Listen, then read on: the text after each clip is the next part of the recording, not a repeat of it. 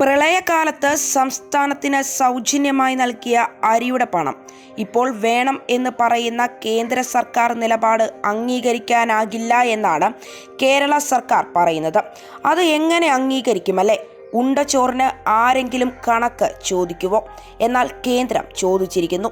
205.81 കോടി രൂപ എത്രയും പെട്ടെന്ന് അടച്ചിട്ടില്ല എങ്കിൽ കേരളത്തിന് നൽകേണ്ട ഭക്ഷ്യ സബ്സിഡിയിൽ നിന്ന് പിടിക്കുമെന്നാണ് കേന്ദ്രത്തിന്റെ മുന്നറിയിപ്പ്.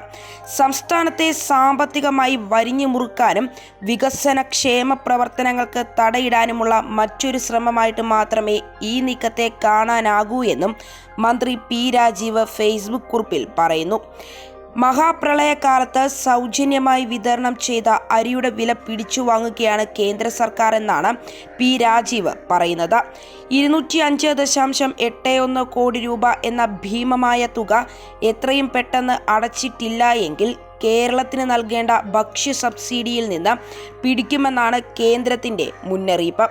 കേരളത്തിലെ ജനങ്ങൾക്ക് ഭക്ഷ്യധാന്യത്തിന്റെ ലഭ്യതക്കുറവ് ഒഴിവാക്കാൻ വേണ്ടിയാണ് സംസ്ഥാന സർക്കാരിന് കേന്ദ്ര സർക്കാരിന്റെ ആജ്ഞ അനുസരിക്കേണ്ടി വന്നത്.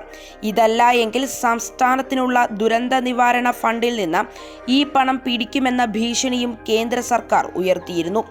സംസ്ഥാനത്തെ സാമ്പത്തികമായി വരിഞ്ഞു മുറുക്കാനും വികസനക്ഷേമ പ്രവർത്തനങ്ങൾക്ക് തടയിടാനുമുള്ള മറ്റൊരു ശ്രമമായിട്ട് മാത്രമേ ഈ നീക്കത്തെ കാണാനാകൂ.